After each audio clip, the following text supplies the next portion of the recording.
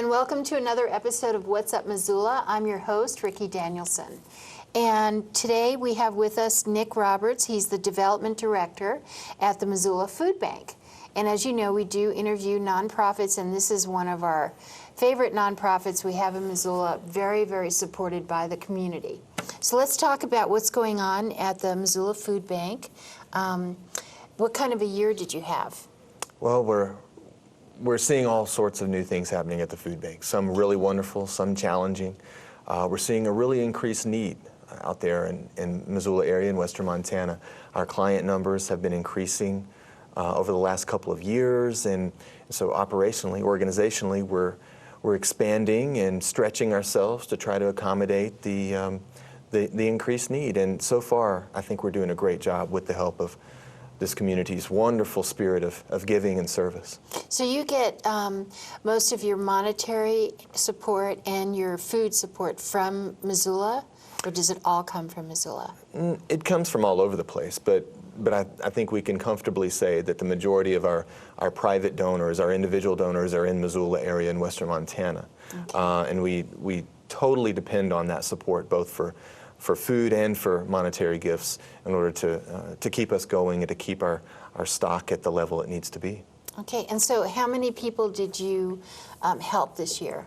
Well, we're just now kind of tabulating 2009 and are realizing that it's near a record-breaking year in terms of clients served. At our store location on 3rd Street this year, or we're now, I guess, a little bit beyond '09, but we think we served around 50,000 clients at our store. That includes repeat visits. But that is a pretty remarkable number, and that does not include some of our outreach programs through which we're going out and doing home deliveries and having some kind of special event kinds of food distribution programs as well. So that's just at our store. So you deliver food to people's homes that are unable to get into the store? Yeah, we have a monthly home delivery program that's focused on homebound seniors. It's the one kind of federally funded program that we have. And once a month we round up around 50 to 75 volunteers. We package up a box of food and a bag of food and go out with other volunteers who have already kind of agreed to distribute food on Roots routes. It's called Roots, I don't know if I said that, recognizing other opportunities to serve. And we serve about 400 households every month, in addition to our normal store operation. Now, and that's food for just a few days, right? Yeah. It's an emergency situation. Right. By and large, all of our programs at Missoula Food Bank are emergency food. They're emergency food services. We don't have the capacity really to be much more than that, especially given that our model of service says that we're not going to discriminate or impose any qualification criteria whatsoever for who can get food at our store. So people come into the store. Now the seniors, they just call you and say, I need some help this month. Well, it's a little more regimented than that because it's federally funded. We have to have a little bit of a screening process for the Roots program, but it's the only thing we do so for. If you're going to come down to the store, you're just going to find some smiling faces to greet you at the door. We're going to ask you to fill out a brief front and back sheet that gives us a little bit of background about who you are, what your circumstances are, what your family size is, what your current employment status and housing realities are. We'll take all that information confidentially and keep it in our computer so that we can have a good estimation about who we're serving, but we're not going to do anything with it. And then we're going to have you come over and tell us a little bit about what's going on and ultimately give you an abbreviated shopping list so that you can navigate our shelves and get about a 3 to 4 day supply of food, contingent or respective of your family size. And if someone has an emergency, this is once a month that people can come in and get that, right? Is it for a full year or so many months in the year? Right. A household, we consider a visit based on a household. Whether it's the mother shopping the father, the sister, whoever it is, can shop on behalf of a particular household, and that household is allowed one official visit per calendar month at any time during the month. It doesn't matter what day, but then we also allow a second visit that's a little more of a limited supply of perishable items only. And then if there really is an emergency circumstance beyond those 2 visits, we'll try our best to accommodate something, in terms of an extra visit that we don't typically allow. Just depends on how our supplies are at that time and what kind of client volume we're seeing. And there is no monetary household income criteria, right? There's No. you don't None it's just whatsoever. people are out of food You know, for whatever reason. yeah, and that's what I think is the most important thing about our organization, is that we don't want to be in a position to where we feel like we have to discern who deserves food or who is qualified to get food. We want to be there in whatever circumstances for people to give them a bridge to that next kind of time of normalcy, you know, and maybe that's years that they need us. Maybe it's 2 weeks. We don't really care. We just want you to come down, and we want the experience to be welcoming and not intimidating or shameful. We try very, very hard at making the experience of coming to our food bank much like going to any other grocery store. And I think with our wonderful staff and volunteer support, we accomplish that pretty much all the time. Well, I've volunteered there before, and I know that, I don't know if we're supposed to do this or not, but we had some kind of referral sheet that seems like, what I recall, that if people come in and they have some other emergency that doesn't involve food necessarily, we would refer them to other organizations. Right. That is a critical piece of our intake process. Anytime a client comes in, whether they've been in that month or the month prior or never been in before, one step that is required each visit is to have a one-on-one confidential conversation with a volunteer. And we set up kind of a semi-private little partitioned area so that we can have those one-on-one chats. And basically that's giving clients an opportunity to explain any other circumstances that they have that are non-food related that we might be able to connect resources. If they choose to. If they choose to. It's completely voluntary. Well, the amount of information they disclose is voluntary, but we require that they have that chat. And essentially, we're just taking that information from the intake form and just kind of going down. And if something pops up that looks, you know, worth, you know, following up on, we might ask, oh, so it looks like you're thinking about applying for food stamps, which we could learn from that sheet. Or it looks like you've recently become homeless. Or it looks like you have a family of 8 and are unemployed. You know, we can try to ascertain what kinds of needs these folks are having beyond the immediate food that they're coming to get. And thus, we have synthesized a really nice list, a community resource guide of local services that focuses on housing, food-related needs, childcare, employment, and medical opportunities or services, among other things. So we really do want to help them in all the ways that we can. Of course, we can't solve all those problems on the spot. It's a very cursory conversation, but we're going to hand them that sheet that has all the services that we know about to take with them. Okay, and so what if they come in and say, you know, they want to come in like 5 times a month and you can't accommodate them. Yeah. Is there some other place they can go for food? Well, you were saying food stamps is one. Sure. We really do try to get people connected to the food stamp program, or now it's the acronym is SNAP. Oh. Essentially the same service, but we have food stamp applications on hand. We can also refer them to other organizations in town. There are a couple of other food service resources. One is a local church, the River City, I think it's called the River City Church on Latimer Street, that operates on Saturday and Sunday, which we do not, well, Saturday at least. And we're only open Monday through Friday, so that helps us kind of get people through the weekend. There are a couple of other resources in town for food, and we do know about those and let them know. But yes, because we are so wide open and don't have that discriminatory way of screening clients and aren't going to turn anybody away, we have to be frugal in how we set up our supply, and we can't accommodate much more than just the emergency services. So unless our service model changes to some degree, which I hope it doesn't, then we'll only be able to do those little bits and pieces here and there. And frankly, a lot of people know that and are fine with that and can stretch those 3 or 4 day supplies of food they get from us even longer than that. And they also know where else they can go if they need additional help. So besides I know that in your food drives that you get from the community, you have different places where people can drop off canned goods, and that's during your food drive, which takes place usually around Christmas time, right? Right. We have a couple of different kind of regular special event food collection opportunities.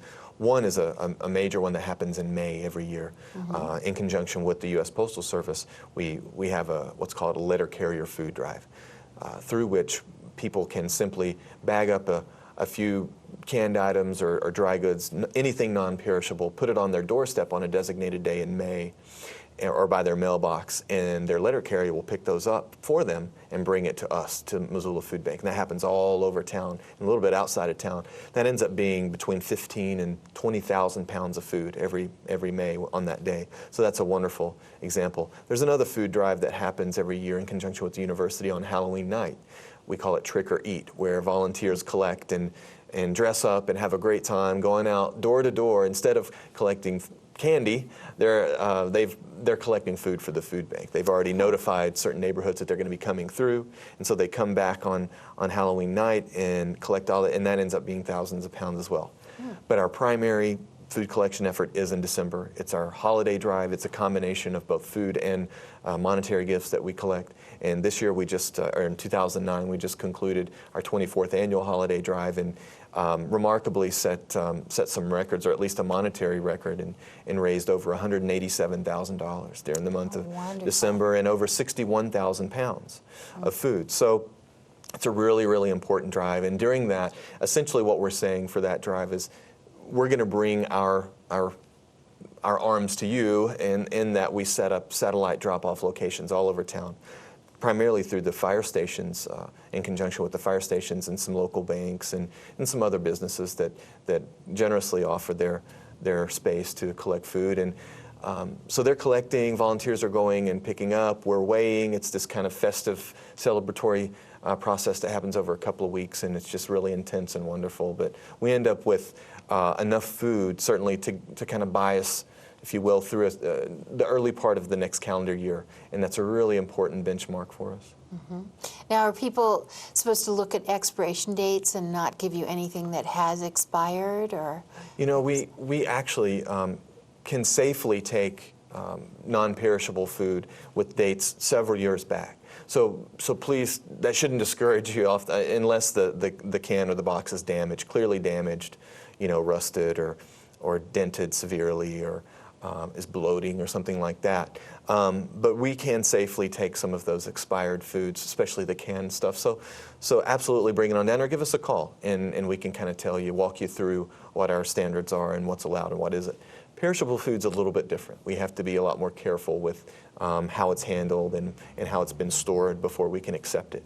But a unique thing about perishable donations that's important to note, a lot of folks, especially hunters, want to know if they can donate game meat. We love that. We can absolutely take game meat. If it's been professionally processed at a local meat packing facility, we would love to have it. And people that come through the food bank love to see it. It connects them with their land, with their community, with their fellow citizens, in a pretty personal way, and they love to see that as an option when they come through our store.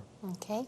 And now you have, so in your facility, which I've seen, and it is quite impressive the way everything's so well organized, because you're handling so much food. You have a big walk-in freezer, and so people can buy frozen items. For instance, what would those be? Meat and... Yeah, in terms of donations, yeah. Yes. Still, even though that's true, we can accept frozen items if they've been handled properly. It's not our favorite thing to get because of the shelf life is a little more limited, and we have less space. We do have a walk-in freezer, but we're also, we're purchasing or having donated from grocers and catering services a lot of meats and dairy and those kinds of things, such that we're kind of bursting at the seams and with a lot of perishable gifts through our partnerships that we've already established. So for private citizens or for citizens to donate in that way is a little trickier sometimes in terms of space. So just give us a call first if you have. Okay. But it shouldn't dissuade you or discourage you. I mean, a lot of times people will grow things in their gardens. Talking about perishable stuff and having room for it. And we love that. We want people to give in the ways that are meaningful and accessible to them. If that means planting a row of carrots for the food bank in their 10 by 10 plot in the backyard, perfect. If that means hosting a food drive through their church organization, great. if that means writing a check for $500 as an annual gift, perfect. We want all of those things. We want people to resonate. We want our mission to feel open and inclusive, and it's really an honor for us to take you as you are, as a donor and as a contributor to our organization. We have a place for you in whatever way you want to support us. So give us a call. If it's something obscure, no problem. We're pretty open folks. We want to adapt with our resources as they come to us, not as we impose them. So, how many volunteers do you use? it's a great question. Amazingly, we just kind of tallied up some numbers for the year end in 2009, and we used over 900 volunteers last year. And a lot of these are regulars. You know, we absolutely depend on volunteers to run our store. We only have a paid staff of, I think, 9 now, and some of those are part-time. So we absolutely depend on volunteers to do everything from greeting the clients, to entering in data into our computers, to bagging groceries, to stocking shelves, to doing one-on-one interviews with the clients, as we talked about. Among many, many other things, custodial work, outreach work, repacking of food, cleaning, all those things. We're reliant on those bodies in that time, and we really, it's just as valuable as any other gift. You know, it's hard to say that to put a price tag on how important volunteers are, and we depend on, gosh, maybe 30 a day to be there every day that we're open, and in the off hours. And that doesn't even count the volunteers that are going out and collecting food. We have a really amazing food rescue program established through which we're going out to local food vendors and grocers like Albertsons and Safeway, Costco, Orange Street Food Farm, the university's catering and dining services, every single day almost, and gleaning food that's either just at expiration, or maybe they've ordered too much of, or in the cases of the catering services or the restaurants, the prepared food. We're going out and grabbing that because it's still good, it still has nutritional value, it's still in top quality, and bringing it back. And volunteers go and do that for us. So we really take advantage of volunteer talent in a lot of ways, and we're proud of that, and it goes back to that kind of spirit of come as you are. We want to use your talents. Of course, we can give orders as well, but if we don't have to, sometimes that's more convenient. Well, I noticed that in the past you've had wonderful baked goods, and so you must have bakeries too that donate products. Absolutely. And you always have lots of bread on the shelves, which is wonderful, and desserts. Absolutely. There's desserts, and so it can be kind of fun there, kind of just taste things you haven't tasted before, and everything seems that it's labeled so you know where it comes from. Is that As best we correct? can, you know, as best we can. You know, the vast majority of all of our perishable goods that we have at the store are donated. We buy very, very little perishable And stuff. what are those things that you buy that are they're your staples? Yeah, that are our always staple there? items that go on our shelves that we do purchase are things that we know that clients like and have some nutritional value as well. Things like peanut butter or dry rice or cereal, beans, pasta, canned tuna. Those things we do buy, and some soups and canned vegetables as well. We want to make sure those things are on our shelves. And then in the summertime, in the spring too, whenever the farmers market opens, you were telling me earlier that you guys actually go and pick up things from the farmers market, that some of the access that people want to donate. Summer is a really wonderful time at the food bank in terms of our supply. We have all these partners that give us fresh produce, you know, whether it's the farmers at the farmers market after a Saturday's market hours will go and get hundreds of pounds of donated produce, or partnerships with the Garden City Harvest, for instance, through the Peas Farm or any of their community gardens. Those guys are growing for us specifically. And during their harvest, their growing season and their harvest period, each year we're getting somewhere between 15 and 20,000 pounds of organically grown, locally grown produce from Garden City Harvest specifically. So that's a wonderful partnership and a great example of being able to utilize a local resource and reconnect people to to their own land and their own community and their own leaders, that are really pretty innovative in that model of growing and certainly in their service interests. Okay, so throughout the year, people can just go in their cabinets, and if they see, well, I'm never going to eat those canned peas or whatever. Yeah, absolutely. They can just drop them off only at the food bank. Well, it's probably best. I mean, it's safe to say you can bring it to the food bank all year long. During our even though our food distribution hours are Monday through Friday from 10 a.m. until 1 p.m., and then again, additionally from Monday and Tuesday in the evening from 5 to 7, we still have staff there a normal 40-hour week. So you can bring your donations anytime.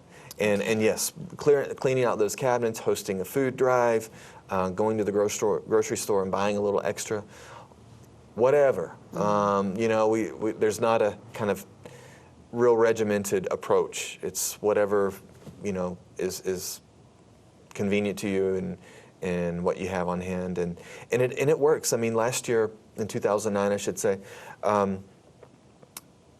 if we tallied up all of the donated food items, the rescued food items from the grocery stores and the restaurants and catering services, if you put all that together, that was almost 1 million pounds of food. Now, at first blush, that may sound like, oh God, the food bank's bursting with food. And at some times of the year we are. And that's a wonderful thing.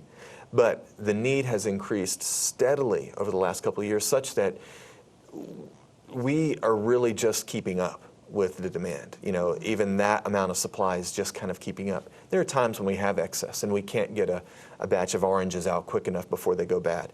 And what do we do with that? Well, because we want to be good stewards of people's time and their gift of the food, we have ready partnerships to take advantage of with places like the Poverello Center, who we can call up and say, hey, we have this bit of fruit or this vegetable that's almost at that point. Can you use it? We don't think we can get it out the door quick enough.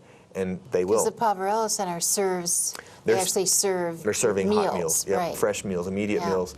And then really neat, and talking about a full circle and squeezing every last ounce of nutrition or value out of a perishable donation is, if we call up the POV and are unable to, they're unable to accept a certain item and it's just going bad, we actually then kind of pile it up and have local livestock farmers come and grab it and feed it to their animals. So if some of it has gone bad, and by and large that doesn't happen, it's only a fraction of our donations, we have a way to dispose of that in a pretty neat way. So you really don't throw out We don't throw out anything. Good. I mean, it's rare that we do or that we have to.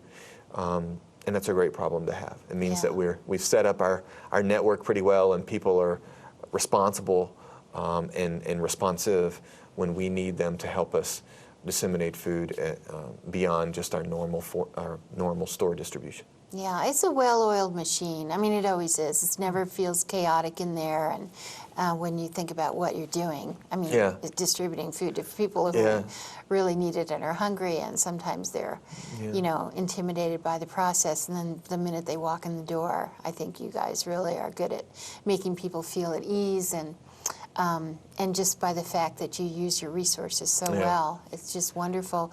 Does Missoula stand out in any way among other food banks, or just the way it is all around the country now? Boy, it's kind of tough to generalize how we compare to other food banks. I mean, what I know that we can say is that I think we distribute to the most clients of anybody in the state of Montana. And what that says about our food bank, I don't know. I don't know what that says about our need versus other places. You could kind of speculate any number of things. But what I can say is that, by and large, all food banks are seeing increase in client volume all over the country, and certainly in the state of Montana. In 2008 and 2009, we saw records, absolute one-month totals and yearly totals of records for the now almost 28-year history of our food bank here in Missoula for clients using our services. So what we know is that we're kind of bursting at the seams in terms of the need and our ability to then collect the food or buy the food or however we get the food in all the wonderful ways, our ability to kind of retain that and operationally make sure it's distributed, efficiently, it's changing, and it has to change. And we're kind of going through those growing pains on as we're trying to think about facility use and staffing and volunteer time and food storage practices and all those things where we want to make sure that we can continue serving at the level that the community needs us to. But if you've ever been down, I know you have, and if any of the viewers have been down to our food bank, you know that it is a tiny little building. We get a lot done through a very small space, and that's going to have to be an ongoing conversation for us about. There's no indication that the need is going to decrease in the coming year. You may have to increase your staff, if nothing else, just to handle everything. We have to think about those things, and we actually have. You mentioned that, and we actually have created a brand new position, a half-time position, but still to help our warehouse and our food rescue program a little bit. We've created in recent months a brand new position. So we are thinking strategically about how our operation and our capacity can continue to expand. So that we can retain that service model that doesn't discriminate about who gets food. And that's so important. That's the heart and soul of who we are and how we serve. And that's who we always want to be. And for us to be able to continue that approach, we'll need our community to stretch with us. And so far they really have. And that's exemplified, as I said, or demonstrated in ways like our record-breaking fundraising effort during our 24th annual holiday drive in 2009, or the fact that we served for our Let's Talk Turkey project during Thanksgiving week in 2009. We served around 1,300 turkeys to families in just 2 days. And that means we had to get those turkeys. And we didn't buy all those turkeys. You didn't? So, no, we had to have them. So grocery stores distributed? We had to have people donate them, individuals bringing in Okay. turkeys. We had grocery stores kind of doing some, but businesses, individuals. It was it's one of those really beautiful kind of examples. The Let's Talk Turkey project is a special distribution on Monday and Tuesday of Thanksgiving week, where just like any normal day, people can come down without any qualification criteria and get a turkey and a bag of side items. So we gave out 1,300 of those in 2 days. And that was a record, great. is what I'm getting at. That was a record as well. So for us to continue to really serve everybody that needs us, we're going to have people squeezing every bit of their resources out and towards us. And so far, we've been so fortunate, and we're so humbled by how the community has responded, because you never know where it's going to come from. We depend on so many different sources of support that we know people are struggling. The same people that are giving food or money to our organization often are struggling themselves, or their businesses are struggling, but it's that kind of shifting of priorities and realizing that true community service requires that maybe we have to reprioritize some of those luxury things personally so that we can give to a greater good. Yeah, that's how I became a volunteer, is I used the food bank when I had a serious money flow problem. It was like, oh my goodness. So I went there, and then soon after I became a volunteer. So we've run out of time, but it's been great talking to you, Nick. And so please be aware, everyone, that you can volunteer at the food bank, and I have to tell you, it's a joy to work there. It is not a depressing experience at all. It's a very empowering experience, because you are helping other people. And I really needed that after I had my own experience where I was out of food and needed the food bank, and it was so wonderful to turn that around and be able to volunteer for a while. So don't be shy about going in there if you need them, and please don't be shy about going in if you want to volunteer or donate money or items. Thanks so much, Nick. Thanks for having me. My pleasure. Oh, you bet. Good luck this coming year. Thank you very much. You bet.